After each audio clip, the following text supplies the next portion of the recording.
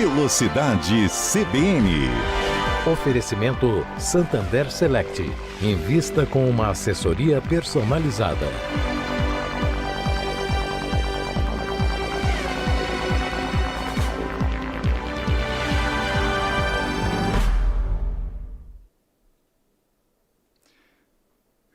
Sejam muito bem-vindos a mais um episódio do Velocidade CBN, o seu podcast de automobilismo e Fórmula 1. Hoje, segunda-feira, dia 5 de maio de 2025. Eu sou Guilherme Pradella. Hoje, excepcionalmente, no cockpit de André Neto, porque está de férias. Então, hoje a gente vai tocar aqui o programa para falar muito sobre o Grande Prêmio de Miami de Fórmula 1 que aconteceu neste final de semana. Temos dois convidados aqui no estúdio da Central Brasileira de Notícias. O primeiro, Luciano Burti, comentarista do Grupo Globo, piloto. Burti, prazer tê-lo aqui.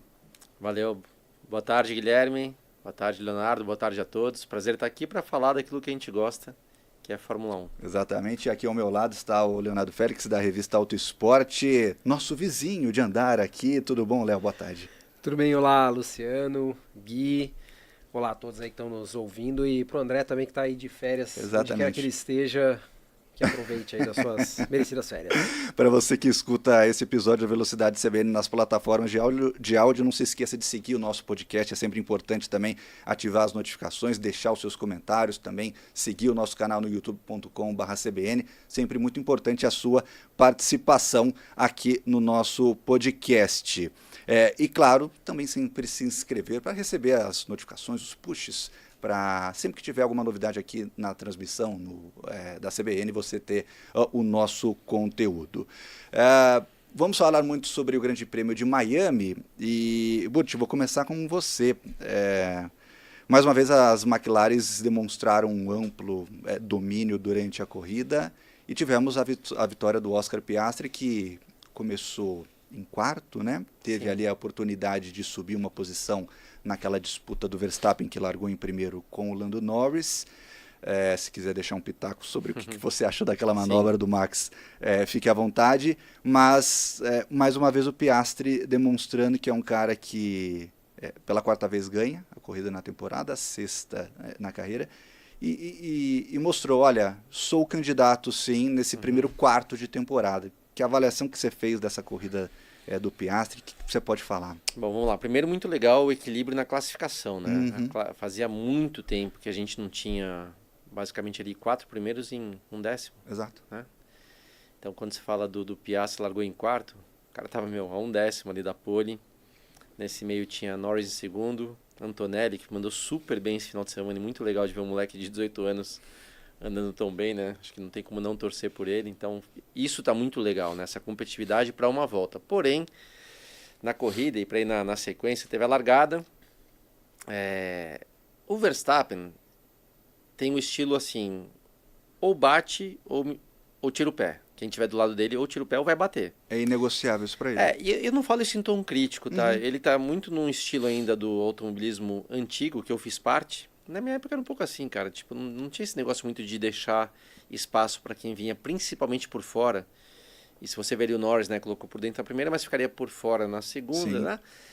Cara, antigamente era assim, ninguém deixava espaço. E o automobilismo, felizmente, evoluiu nesse sentido, né? Os pilotos têm uma cabeça muito melhor do que tinha na minha época, de saber aceitar ser passado por fora, de dar espaço.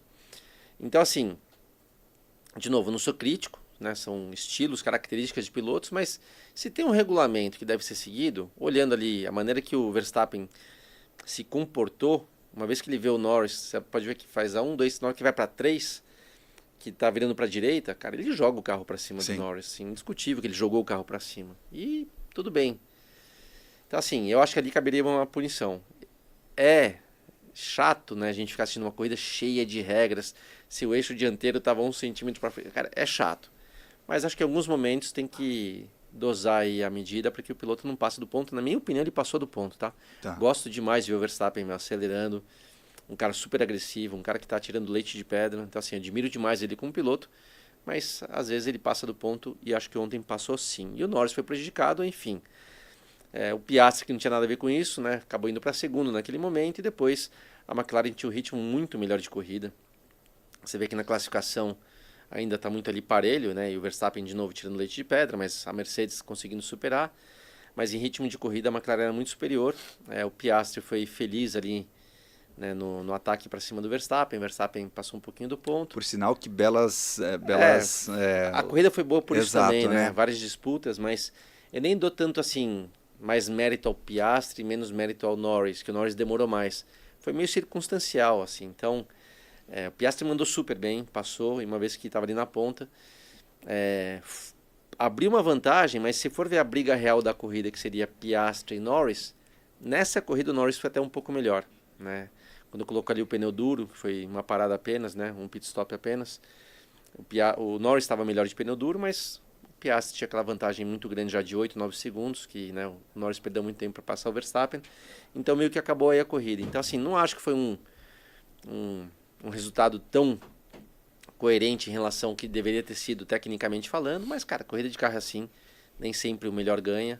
Tá muito equilibrado na McLaren, e o Piastri, aí também para falar um ponto sobre esse ano, o Norris sem dúvidas começou o ano como favorito, por ser o cara mais experiente, que foi melhor ano passado, mas tem um ponto muito forte aí que dá também, rende de conversa aqui, tá?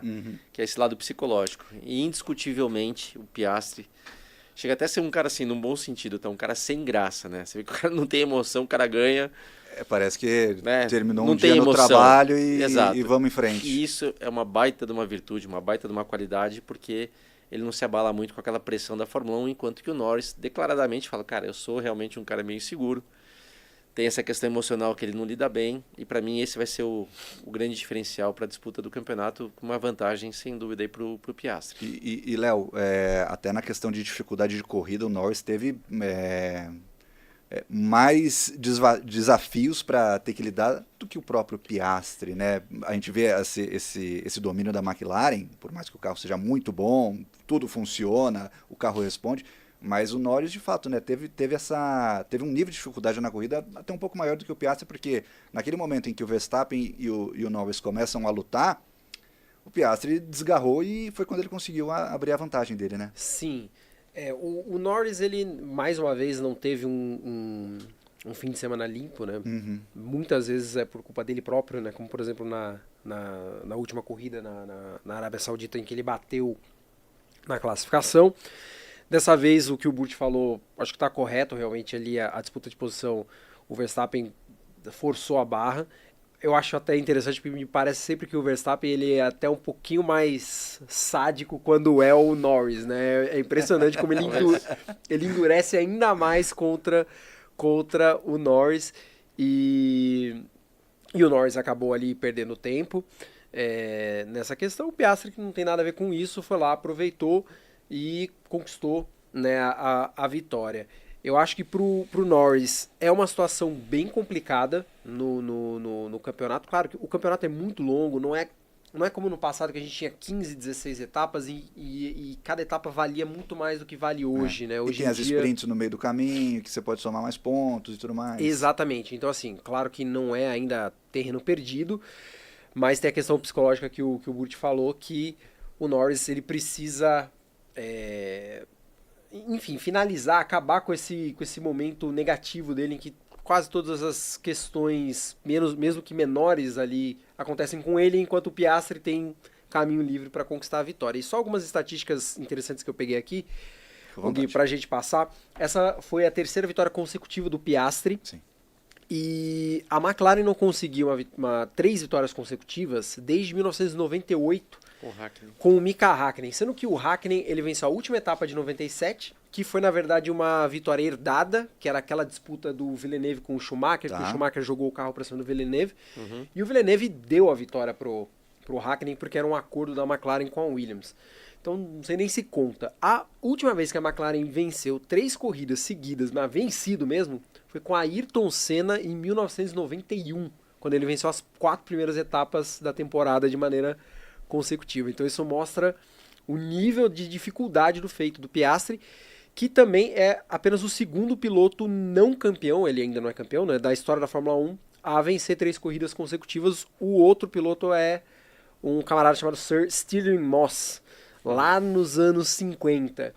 E a gente tem alguns campeões mundiais, como por exemplo Nelson Piquet, nunca conseguiu vencer 3 corridas seguidas na Fórmula 1.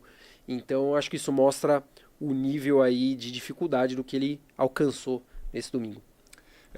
Hoje a gente tem na tabela de classificação o Piastri primeiro, né, 131 pontos, aí vem em segundo o Lando Norris com 115, o Max Verstappen em terceiro com 99 pontos e o George Russell com 93 pontos, quarto colocado na tabela de construtores. A McLaren, obviamente, muito à frente, né, 246 pontos, Mercedes em segundo com 141 e a Red Bull 105 pontos.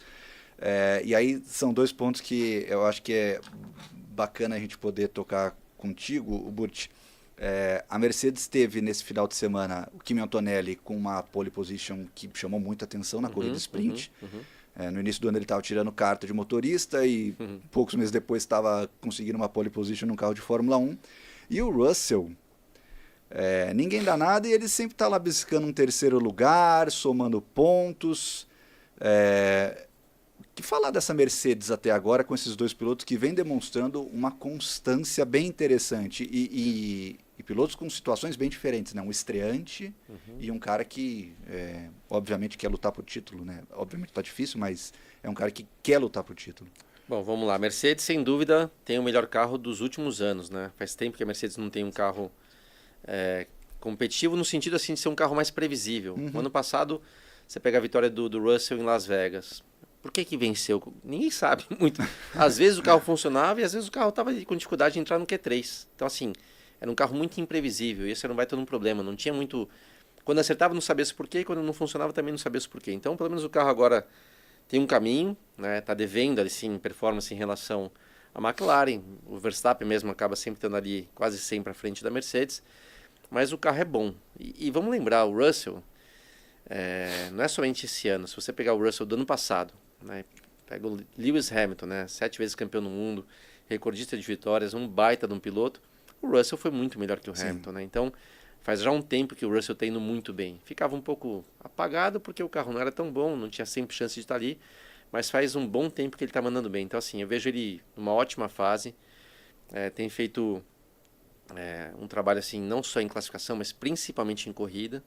Que bom que o Antonelli tá aí para mostrar que, cara, é também uma pedra no sapato dele, que o moleque acelera muito. É um daqueles que tem vários novatos bons esse ano, mas o Antonelli é um que eu vejo que ele com chance de ser um cara fora da curva, né? E a Mercedes está no caminho certo. Agora, se vai conseguir evoluir um pouco mais esse ano, aí já entra uma outra questão. Eu acho que esse ano a gente não vai ver muitos avanços, porque eu acho que tá todo mundo visando mais 2026. A gente sabe que tem uma limitação ali de orçamento, de túnel de vento, que você não pode dividir as duas coisas, né? Então, eu não vejo as equipes focando tanto nesse ano e focando muito mais no ano que vem. Então, eu não vejo ninguém dando um passo muito grande. A gente vai ver algumas atualizações nessa fase europeia, né? Começa já agora aqui em San Marino, depois tem Mônaco e principalmente acho que para Barcelona é quando vão trazer mais pacotes aerodinâmicos, mas não vejo palpite, né? Posso estar enganado. Não vejo aí grandes evoluções. Então, veremos aí. Mas tá bem, a Mercedes está muito bem, melhor do que nos últimos anos, sem dúvida nenhuma. O Burti, como que você avalia o Verstappen e a Red Bull, né? O Verstappen está sempre ali, né? Aquela pedrinha no sapato dos pilotos da McLaren. Acho que ele conquistou a sua terceira pole já agora em 2025. Muita gente fala que, o que eu concordo, né? Que é puramente ali no talento dele mesmo. A gente vê sempre o segundo piloto da Red Bull sofrendo muito. E como que dá pra... Só que nessa corrida especificamente ele... largou da pole, mas foi caindo, terminou em quarto. E teve um azar também do safety car, né? Porque ele troca o pneu, aí logo em seguida, se não me engano, acho que o Bortoleto abandona, e aí quando ele sai, todos os carros, a diferença acaba sendo prejudicada por conta do safety car virtual, né? Sim, e a gente sempre escuta o pessoal falar assim que hoje em dia tudo é o carro, não é mais o piloto. Eu acho que o Verstappen tá aí para provar que isso não é necessariamente verdade. Eu queria saber a tua opinião. Quanto você acha que o que a Red Bull vem conquistando esse ano é nas costas do Verstappen mesmo, assim? Até vou começar falando dessa questão, né? Hoje em dia não é mais o piloto. Cara, a verdade seja dita. Na Fórmula 1, eu tenho um cálculo aqui que é um chute meu, mas seja hoje em dia, seja na época do Ayrton, seja anterior, 70% do resultado vem do carro, 30% do piloto. Talvez um pouquinho mais, um pouquinho menos, mas é por aí, tá? E já ouvi pilotos com muita experiência na Fórmula 1 dando uma opinião um pouco parecida desse 70-30. Então, falar na época do Ayrton, cara, eu comecei a ver Fórmula 1 em 88. tinha coisa mais descabida do que o desempenho da McLaren contra o restante do grid.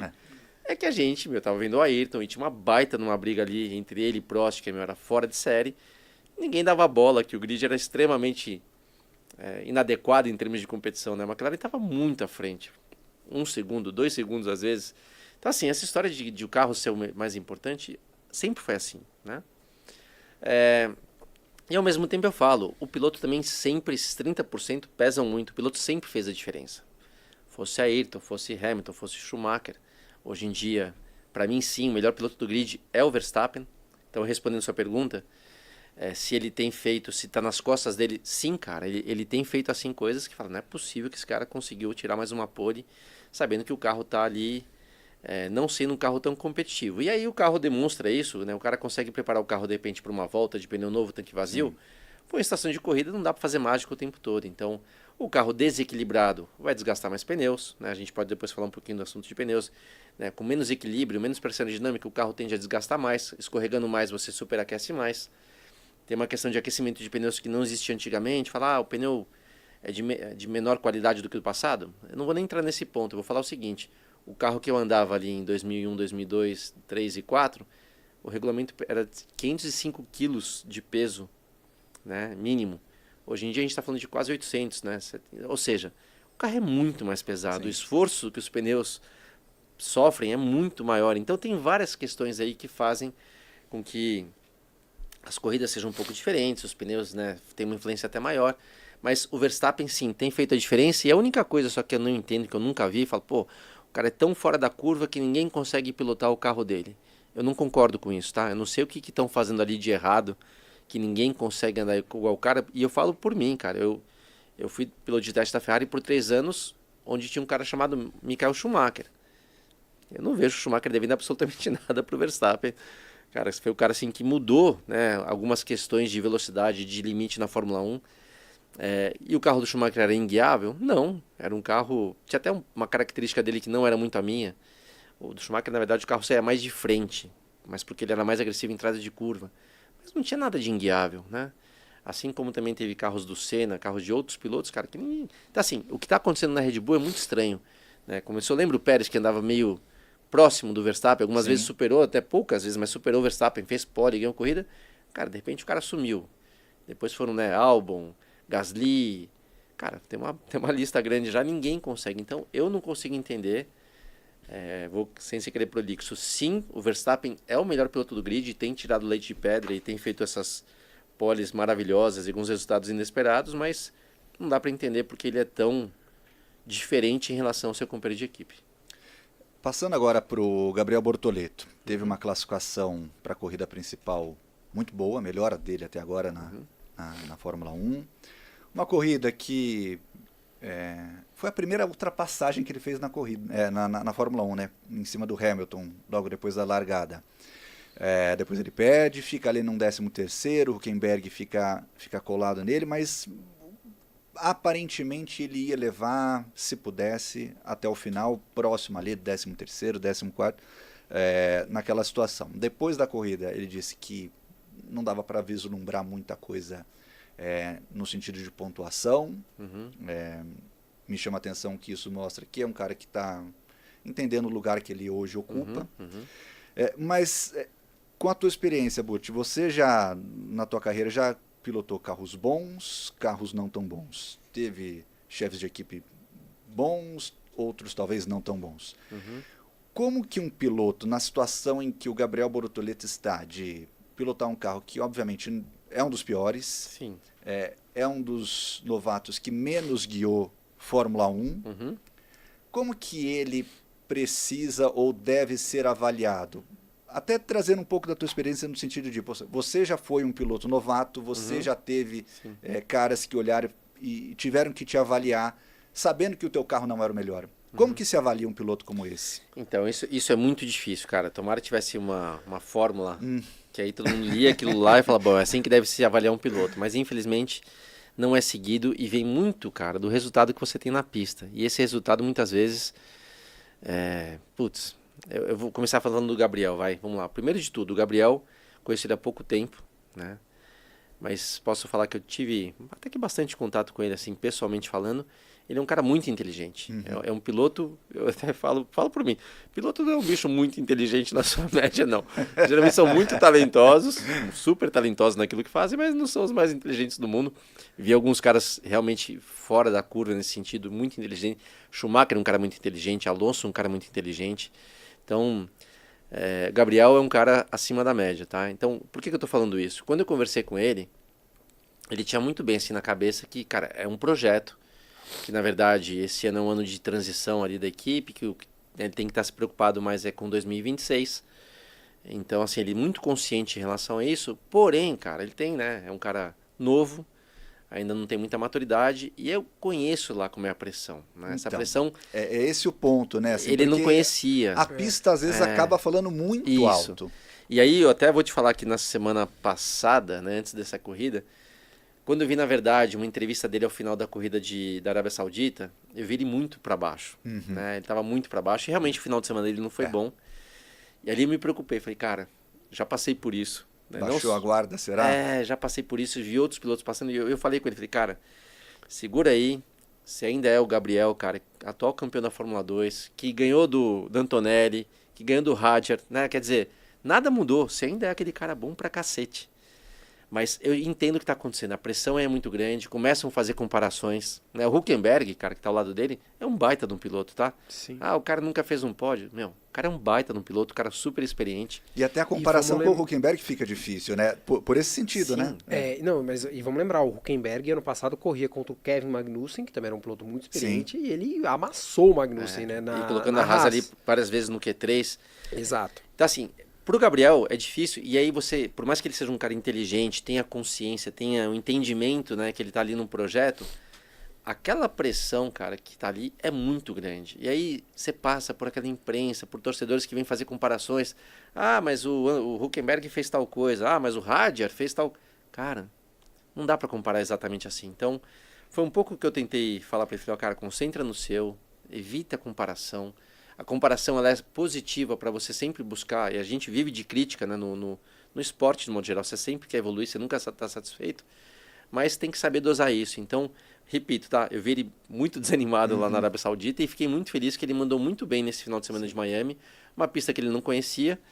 Eu falava, o Antonelli também não conhecia, né? Mas não importa, tô falando assim, que o carro que ele tem, que não é um carro tão bom, é mais difícil de você se adaptar, e ele mandou super bem na classificação. Então... teve problema na corrida, não ia marcar pontos, tá? Não é um carro que em condições normais vai marcar ponto. O Hülkenberg marcou na Austrália por quê? Cara, ele estava em último ou penúltimo, deu aquela questão lá, safety car, chuva e tal, o cara foi para sétimo, mandou super bem, marcou pontos, mas não é um carro para marcar pontos em condições normais, e essa é a realidade do Gabriel.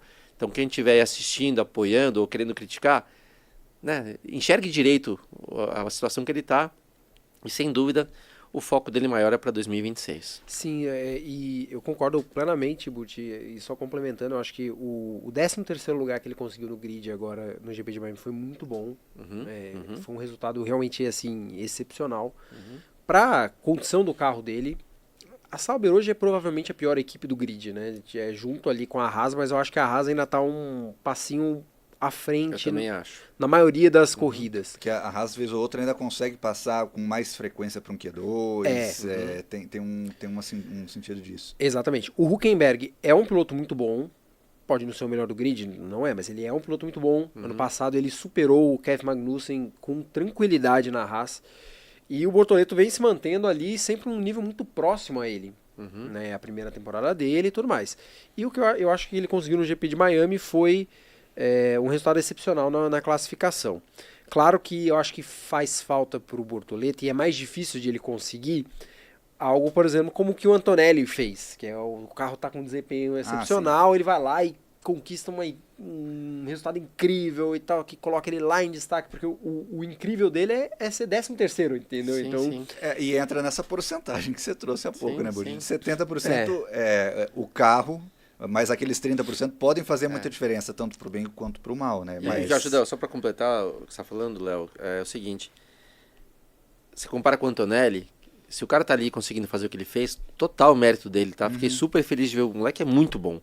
Mas, cara, o carro é praticamente vamos colocar aqui, quase um segundo mais rápido. Então, você tem mais aderência, você tem mais equilíbrio, o carro freia melhor, o carro traciona melhor. Você tem mais confiança para fazer tudo fica melhor, limite, chegar no limite. O mérito do cara tenta, é muito mérito do Antonelli, mas não dá para comparar diretamente com o Bortoleto. O carro é mais equilibrado, o carro tem menos aderência, o carro escorrega mais, o carro traciona menos. Cara, tudo é mais difícil. Então, tem que levar isso em consideração, né? Tudo para ele é mais difícil do que, por exemplo, para o Antonelli. Mesmo o Hadjar tem um carro era esse bom, ponto que eu ia tocar. O carro, né, do Hadjar, que também bom. correram juntos na Fórmula 2, mas são realidades diferentes também, Total, né? cara. Não dá para comparar, né?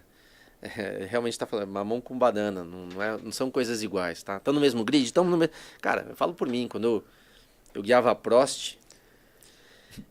Eu estava num grid de Fórmula 1. Quando eu fui, alguns meses depois, né, que eu tive meu acidente, acabou minha carreira ali, depois fui contratado pela Ferrari, que eu sentei numa Ferrari e falei, cara, não é o mesmo carro, não é a mesma categoria. Era tipo assim, era uma coisa surreal, né, de diferente. Então, é um pouco disso, entendeu? Por sinal, uma notícia de agora à tarde, início da tarde, o portal The Race diz que o Jack Doohan não pilota mais... já na próxima temporada, na próxima corrida, e que o Franco Colapinto é o nome para assumir esse posto. Não vamos se estender muito nesse assunto, sim, mas o que te parece isso, Butti? Eu tenho essa informação, é natural? Eu tenho essa informação faz 2 meses. Poxa já. Vida. Agora, não estou falando que eu tenho, que ela está certa e que ela vai acontecer. Sim, mas assim, quem me passou é o caminho. Lá da Europa me disse, ó, na quinta corrida? Agora vai ser a sexta, né? Isso. Então falou, são 5 corridas para ele, na sexta ele vai ser substituído. Sim. Não dei muita bola assim para, porque eu falo também por ter passado lá, tá? Eu acho muito ruim quando eu passei exatamente o que o Doohan tá passando, não vou querer estender tanto, mas da Jaguar, quando eu fui contratado pela Jaguar, né, o cara que me contratou, passados 2 meses da contratação, a filha dele, ele era um executivo da Ford, né, americano, a filha dele de 40 anos morreu nos Estados Unidos, ele decidiu aposentar e voltar para casa, para os Estados Unidos. Contrataram lá o Bob Rahal, que veio para cá, né, destruir a equipe. Na verdade não era intenção de destruir, tá? Mas tecnicamente ele não tinha preparo nenhum, enfim. E aí, antes de começar a temporada, não deram nenhuma chance de eu fazer uma prova, falar, pô, o cara é bom mais ou menos, né? Contrataram o De La Rosa, então eu já comecei o ano desempregado. Então, eu sei exatamente o que está passando o Doohan. Quando eu falo que eu já tinha notícia há 2 meses e nem quis comentar a respeito, que se cai isso, né, e caiu, né, o cara sabia disso, destrói a autoconfiança do cara, o cara não consegue e tal. Então, assim, o Doohan, cara, ele passou as 5 corridas, que não foi tão bem assim, mas grande parte ali que atrapalhou ele foi esse zum, zum, zum, esse barulho de que iam contratar o Colapinto, que aí o Colapinto fez algumas coisas muito legais no ano passado, mas se você pegar também, fora aquele brilho que ele teve na primeira e na segunda corrida... A reta final dele foi mais complicada. Não foi tão... Bateu bastante, sim, não andou tão bem. Sabemos que tem um patrocínio lá importante, né, argentino, que já está levando para a Alpine. Então tem várias questões ali, não deu tanto assim... Não foi justo o que fizeram com o Doohan, na minha opinião. Acho que isso vai acontecer mesmo, acho que ele vai ser substituído. Vamos esperar para ver. Mas... nesse ponto a Fórmula 1 é muito cruel e é o que é, né? Léo, fica à vontade. O Flávio Briatore costuma ser assim, né? Com seus... nas equipes ele costuma não ter muita paciência e...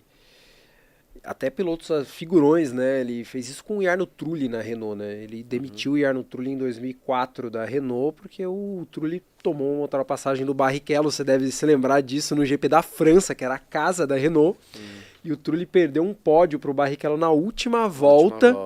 O Barrichello fez uma ultrapassagem nele na última volta e tomou o 3º lugar dele, tomou o pódio dele. E o Briatore fritou ele da equipe por causa daquilo. Então, realmente, sem muita paciência aí por parte do Briatore. Outros 2 pontos que a gente teve no final de semana, teve aquela apresentação da Cadillac, né? Como a próxima equipe. Obviamente fica à vontade, Butti, se você quiser comentar sobre isso, mas teve também o outro episódio que é Ferrari, e eu não estou nem falando de rádio, das conversas de rádio do Lewis Hamilton com o engenheiro dele, com o Leclerc também, mas é a Ferrari tomando basicamente 1 minuto das McLarens, assim. A evolução que a Ferrari teve até agora na temporada te surpreende mais negativamente ou era o esperado? Ela tem explicação. Vou falar direto da Ferrari pelo seguinte, se você ver o início do ano da Ferrari, o início das primeira e segunda corrida, até eles serem desclassificados na China, era melhor do que está agora, né? Uhum. E o problema do carro foi esse, porque ele é um carro que, pelo desenho aerodinâmico, ele tem que andar muito baixo, e aí muito baixo ele é um carro competitivo. Mas quando teve o problema da desclassificação na China, porque o carro estava muito baixo e desgastou demais lá o plank, né, o assoalho, Deram um passo atrás? tiveram que subir o carro e o carro não funciona. Entendi. Então, assim, é uma questão que eles estão tendo que se adequar, porque não querem também, como Ferrari, ser desclassificado, que é um ponto muito negativo para uma montadora, né, ser desclassificada de uma prova, tecnicamente falando. Então, eles estão andando com o carro alto, o carro não funciona assim, eles já sabem disso, vão tentar evoluir na parte aerodinâmica para as próximas corridas, que deve ser, acho eu, na Espanha, né, para Barcelona, que eles devem trazer uma evolução. Agora, se vão conseguir ou não, cara, não sei. Às vezes é muito complexo. Teoricamente é fácil de falar, mas resolver é sempre muito difícil. Mas esse é o problema deles. E aí também na questão, né, você vê que quando não vai muito bem, é muito fácil perder a mão. Então você vê o rádio do Verstappen, o rádio do Hamilton, o rádio do Leclerc, tem que lembrar o seguinte, cara, ali na hora você está... não dá pra você tá com cobrar sangue quente, uma emoção. Não Não tem, você não é racional. Você Sim. vai muito ali no... Né? Então o Hamilton fala O comum algumas coisas. aquilo no rádio? Sim, sim. Da tua época, por exemplo, Sim. era isso? Não quero que o piloto seja muito racional ali, cara. Você vai muito na emoção, falava-se muito menos no rádio na minha época. Acho que até pela qualidade do rádio e não tinha esse negócio de ser transmitido. Então, muita coisa ficava ali, mas era um papo mais técnico. Então, cara, hoje tá tudo muito exposto, né? Esse rádio é uma coisa muito legal para quem tá assistindo. Eu gosto, tá? Mas, putz, também tira ali a liberdade do piloto se expressar, porque é normal. Não dá para querer que o cara porque alguém falou num tom que não... Cara, esquece.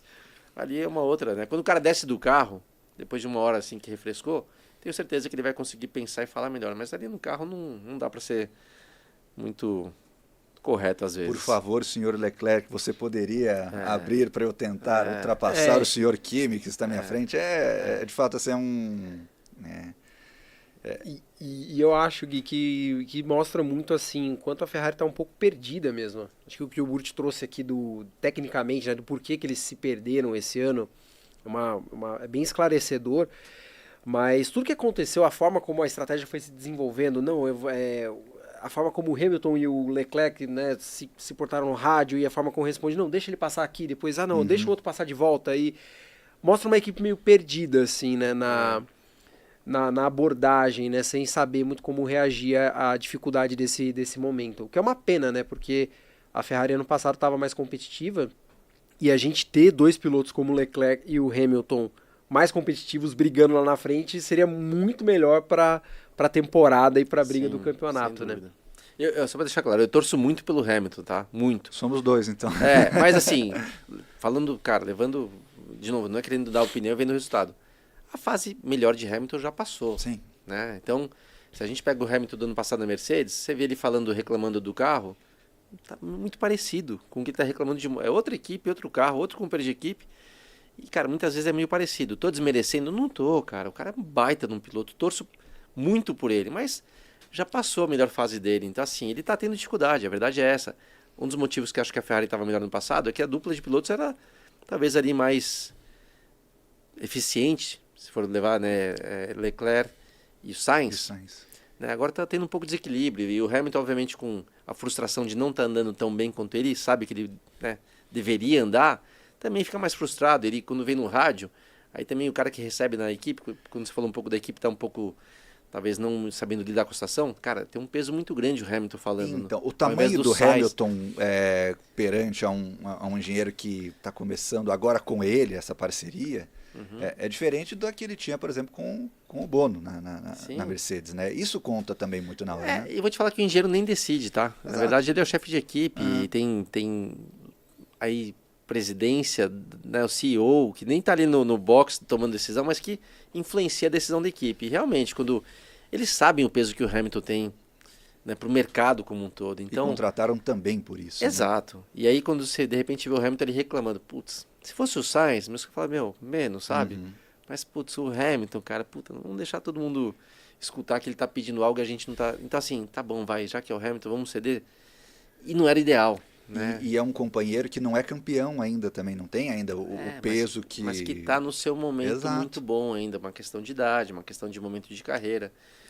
De novo, cara, espero que a Ferrari se recupere, que um carro bom o Hamilton consiga andar melhor, eu torço demais por ele, Mas tá difícil, né? A gente está assistindo aí o Hamilton um pouco parecido com o do ano passado, que algumas vezes não andava bem, e o Russell andando bem melhor, né? Então, cara, torço por ele, mas por enquanto não tá dando muito certo, não. A gente vai ter agora uma pausa de 2 semanas, e aí a gente volta para 3 grandes prêmios seguidos. Primeiro a gente tem Itália, em San Marino, a gente tem Mônaco e depois a gente tem Barcelona. E é um período em que muitas atualizações devem chegar para todas as equipes. Você, como foi piloto de teste, como que funciona essa decisão de, a partir dessa corrida, a gente vai trazer essas atualizações? Ou tá pronto, coloca? Como é que funciona esse passo que é dado? Lá do pessoal da fábrica, que está testando, que está fazendo todas as análises, para levar para a corrida? Vou te falar que mudou bastante pelo seguinte, na minha época não tinha essa questão de teto orçamentário, então... Tem dinheiro, coitado, vai. A Prost não tinha dinheiro, então não tinha, cara. Tipo, O teto orçamentário era a própria... passava um paninho no carro e vida que segue, não tinha o que fazer assim, né? Mudava uma asa, porque era uma asa que tinha de mais downforce, uma asa de menos downforce e acabou, não tinha o que mudar. Já na Ferrari, para cada circuito, não era só uma evolução para o carro, era uma evolução de acordo com o circuito. Então, para San Marino ia ser uma coisa, obviamente para Mônaco, que isso é normal, outra coisa. Chegava em Barcelona, cara, por ser curvas de raio mais longo e tal, era uma outra coisa, né? Seja uma asa, seja um assoalho, seja um bargeboard, enfim. Tinha uma evolução toda a corrida porque gastava-se muito, tinha essa liberdade financeira. Agora não, eles têm que ser muito mais comedidos em termos de gasto, né, em termos de orçamento. Então, quando vem com um pacote, é um pacote para o carro para que sirva para várias situações, não especificamente para uma pista, como era no passado. Então, respondendo sua pergunta, quando ficar pronto, é um pacote como um todo, e esse pacote tem que ter um período, né, um prazo de duração daquela maneira por um período bem mais longo do que no passado. Por isso que é muito mais assertivo, não tem tanto teste também, é uma coisa que é desenvolvida, vão meio que na certeza que o pacote é isso e ponto final. Curiosidade, como é que era a tua relação, por exemplo, com o Schumacher? Você era piloto de testes da Ferrari, você chegava lá, ia para a pista, fazia os testes, conversava com os engenheiros. Tinha um contato do piloto de teste com o piloto principal, por exemplo, o Schumacher, por ser uma figura também extremamente vencedora. Como que era passar as impressões tuas para o Schumacher, por exemplo? Bom, aí também vou tentar não ser tão longo aqui, mas o Schumacher, eu aprendi com ele, cara, que todo mundo fala, pô, o cara era um cara brilhante dentro do carro, sem dúvida, tá? Mas eu aprendi muito com ele fora do carro. O Schumacher era um baita de um gestor, tá? Além de trabalhar muito em relação ao trabalho de equipe, de compartilhar a responsabilidade com todos, e quando eu digo todos, tá? Com todos os mecânicos, com o pessoal até às vezes que não era nem da parte técnica, do marketing, enfim, com todo mundo. Ele dividia o mérito, por exemplo, da vitória, fazia questão de estar sempre dividindo isso com cada um, mas também cobrava muita responsabilidade, né? Então ele tinha um papel de gestão, e respondendo também o que você perguntou, como era o contato com ele, primeiro, tá? A cada dia de teste que eu fazia, todo santo dia, ao final do treino eu tinha que ligar para o Jean Todt e explicar o que eu fiz. E o Jean nem é um cara tão técnico, mas é muito do gestor também, que tem o controle de líder, né? Ele tinha a liderança da equipe, então ele queria que eu desse a satisfação para falar o que eu desenvolvi, como é que foi o dia. Então, todo dia tinha. Era o processo. Era o processo, E o Schumacher, eventualmente, dependendo do que acontecesse, era um cara que também ou me ligava ou pedia para que eu ligasse. Então, para algumas vezes, até tem uma história legal, tipo, a primeira vez em Fiorano, que eu estava testando, eu nem lembro se estava chovendo, se molhar a pista de forma artificial para testar um pneu intermediário. E o pneu intermediário era muito bom, da Bridgestone na época. E eu fui o primeiro piloto a baixar da casa de 1 minuto, né? Virou lá 59 alguma coisa com o intermediário. Quando o Schumacher soube, cara, ele estava na Suíça, na casa dele, pegou avião, veio para Fiorano.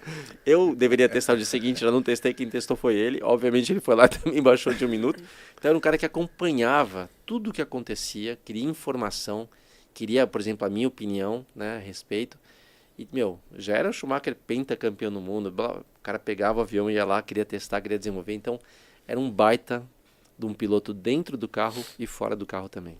Já está na parte final aqui do nosso papo com o Luciano Burti, comentarista do Grupo Globo de Automobilismo. Léo, uma última pergunta para o Burti, porque aí depois a gente vai ter que fazer um pit stop, entendeu? Vai fazer uma troca aqui daqui a pouco. O Burti, sim, da tua época, né, de piloto e piloto de teste, Já se passaram ali 23 anos. Obviamente que mudou muito, né? A tecnologia, entrou a questão de simulador. Sim. Que enfim, testes que você fazia, por exemplo, hoje são proibidos, né? As equipes não podem mais fazer esses testes e tudo mais. Então, daquela época, pelo que você acompanha hoje, ainda existe algo no desenvolvimento dos carros e das equipes daquela época que pode ser aproveitado hoje, ou já é um universo completamente diferente do que quando você pilotou? Cara, é muito diferente, mas ao mesmo tempo falo sim, muita coisa que a gente fazia pode ser usada ainda hoje. A vantagem que eu tive, a sorte que eu tive, na verdade, é de uma época da Fórmula 1 que se testava muito, né? Então a gente testava demais o tempo todo. Com a Ferrari, então, cara, era assim, eu lembro que eu fiz, só em 2002, que foi meu primeiro ano na Ferrari, eu fiz 18 mil quilômetros de testes. Um GP tem mais ou menos 300 quilômetros, ou seja, eu disputei 60 GPs durante o ano. Eu tinha mais quilometragem do que muitos pilotos oficiais. Então andava muito. Quase, assim, para falar a verdade, todas as vezes, salvo, sei lá, talvez 5 vezes no ano, desses 18 mil quilômetros, eu saí do box sem estar de pneu novo, ou seja, quase 100% do tempo de pneus novos. Então, assim, era fantástico, tá? Andava muito, usava muito pneu novo, testava demais, então, assim, era perfeito, enquanto que hoje em dia, com a tecnologia, com a redução de custo que foi necessária para a sobrevivência da Fórmula 1, proibiram os testes, consequentemente vieram os simuladores, e eu vejo que os pilotos hoje conseguem, os simuladores, eles são realmente simuladores de fato, né? Diferente de um videogame, então eles conseguem ganhar expertise ali na parte técnica, conhecer pistas, traçados, linhas, ondulações pelo simulador. É o ideal? Não, acho que na minha época foi muito melhor, mas o jogo mudou muito, eles têm que se preparar de uma maneira diferente. Mas para quem, e eu vejo ainda lá, quando passa a imagem, eu vejo alguns ex-mecânicos, ex-engenheiros que estão lá. O André Stella foi um dos mecânicos, dos engenheiros, né, com quem eu trabalhei na Ferrari. Ele era o engenheiro de performance do Schumacher, mas que vinha muito também para teste com a gente. Aliás, o melhor engenheiro de performance que eu trabalhei na Fórmula 1 é o André Stella que está lá. Então, muito do que ele sabe hoje, muito do que ele traz hoje, é também dessa experiência do passado, quando a Fórmula 1 tinha muito mais liberdade com o carro na pista, e quem participou daquela época, sem dúvida, pôde aprender muito mais. Leonardo Félix, jornalista da revista Auto Sport, obrigado pela tua presença mais uma vez aqui no Velocidade CBN. Agora, hora do pit stop, né? Você sai e entra outro aqui.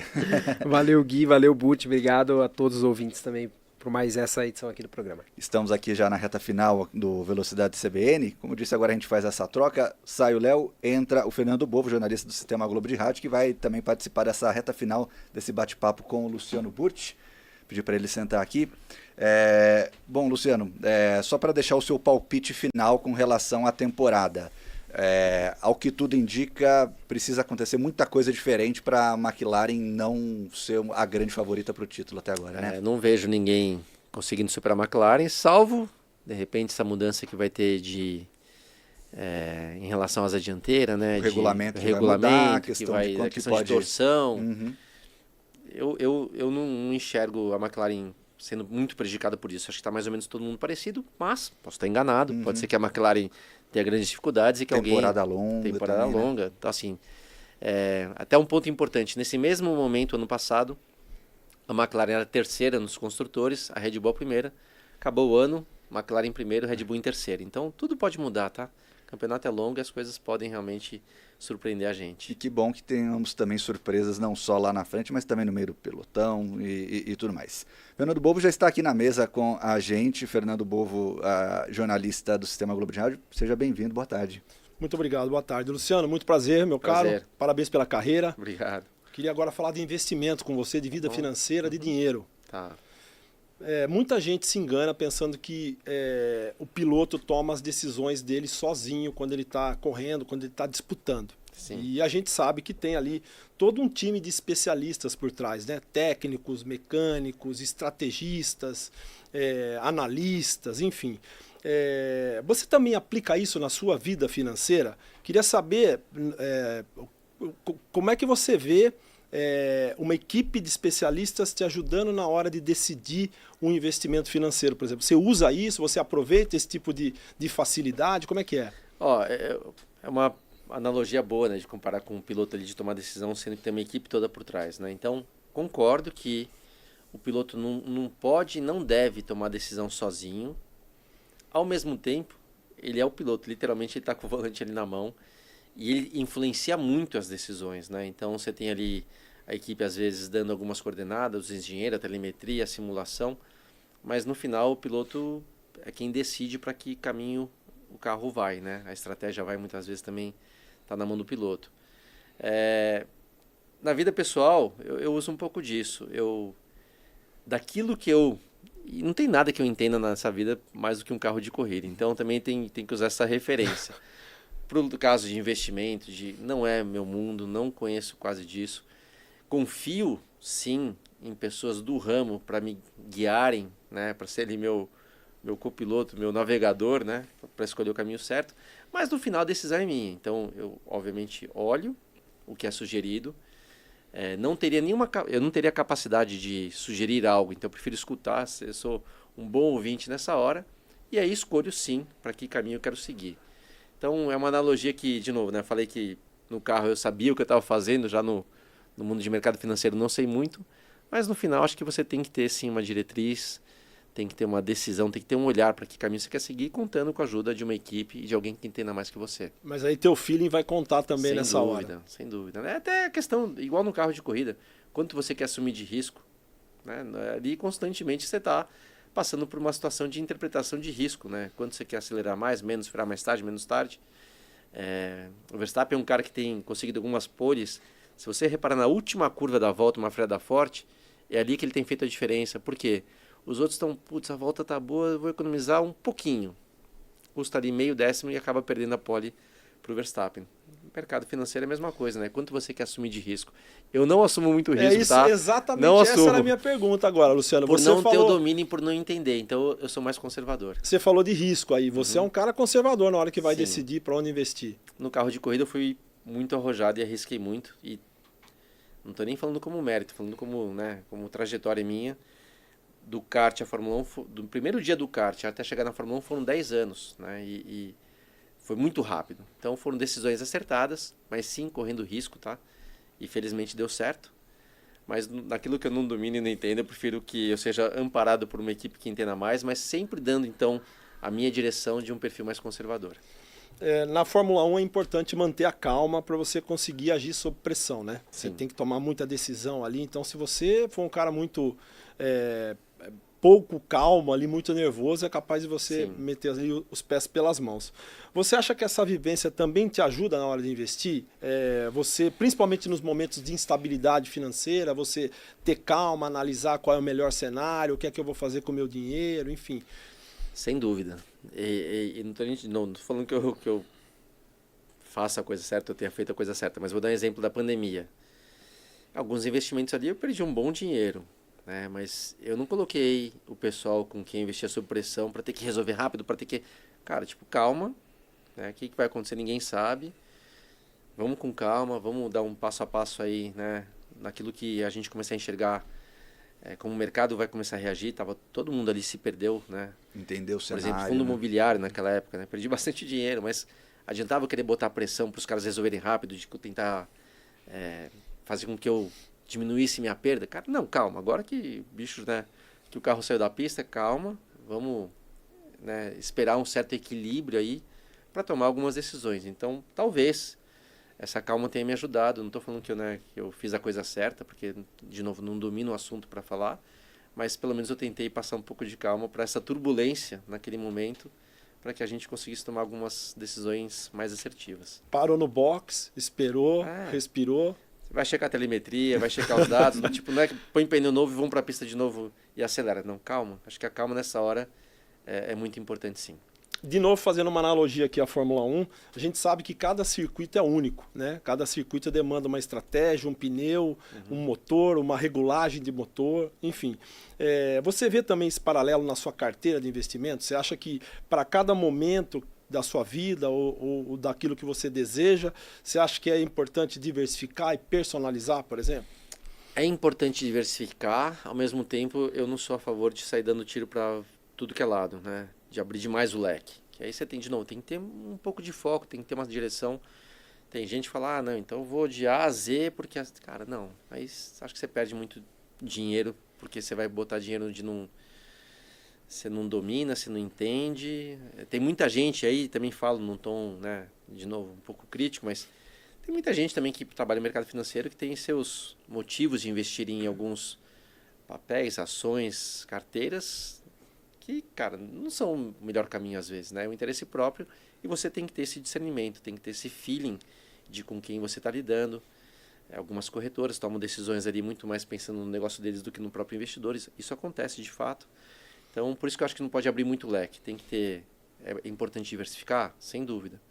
Mas de forma comedida, sem sair dando tiro para tudo que é lado. Informação é essencial, né, Luciano? Para você conseguir decidir, você precisa ter a informação correta, saber, porque não tem nada que seja mágico, né? Não Sim. tem decisão mágica aí, né? Você tem que avaliar, olhar, ter a informação correta para poder decidir, né? E eu vou usar também a analogia que a gente falou aqui no início da Fórmula 1, né? Que ninguém sabe muito o que está acontecendo. Sim. Você pode ter uma certa teoria a respeito, mas às vezes acontece um resultado completamente inesperado, né? Falei de Mercedes, falei de questões de pneus. Acho que o mercado financeiro é muito isso também, né? Tem um lado teórico, tem um lado de pessoas de mercado que são experientes, mas tem que ter um certo bom senso, tem que ter um feeling, tem que ter um pé no chão ali, de que também muita coisa às vezes que é teórica não dá certo, né? E acontece aí momentos, vou trazer de novo a pandemia, né? Que veio aqui para balançar todo mundo. Ué, quem esperava aquilo? Muitas vezes a teoria não tem o resultado esperado. E aquela história, né? Na teoria a prática é outra, né? Na prática Total, a teoria é outra. Total. Enfim, Total. Saber quando acelerar, quando frear, faz parte ali da Fórmula 1, né? Para você vencer uma corrida, você precisa saber a hora que você tem que acelerar, a hora que você tem que frear, a hora que você tem que reduzir, a hora que você tem que trocar a marcha. Como é que você enxerga isso nos seus investimentos ali? Como é que você equilibra risco e segurança? Você falou que é um cara conservador. Sim.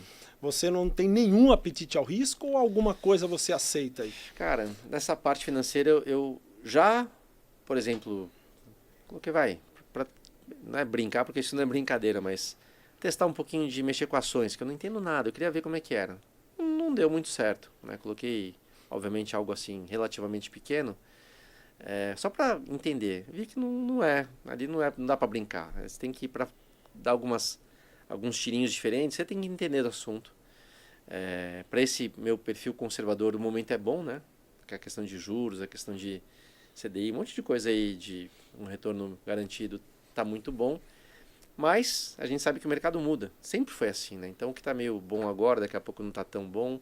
Aí quem estiver correndo mais risco pode se dar bem, né? De repente agora não precisa se arriscar tanto para ter um retorno bom. Daqui a pouco acho que vai mudar isso, vai precisar arriscar. Cara, aí vai de cada um. Eu acho que, de novo, é importante, nessa hora de tentar fazer uma mudança ou de o mercado mudar, você ser bem assessorado e escutar quem entende mais do jogo, porque é difícil, e eu, pessoalmente, vou repetir, não acho muito inteligente correr tanto risco no mercado financeiro.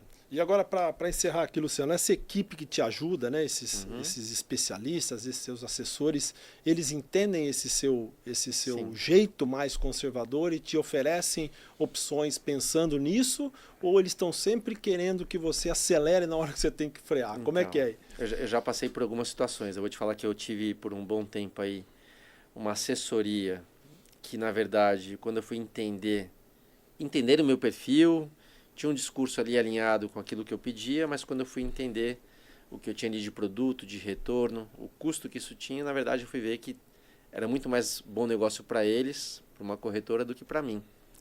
E eu acabei, não vou falar perdi dinheiro, mas não foi tão saudável como poderia ser.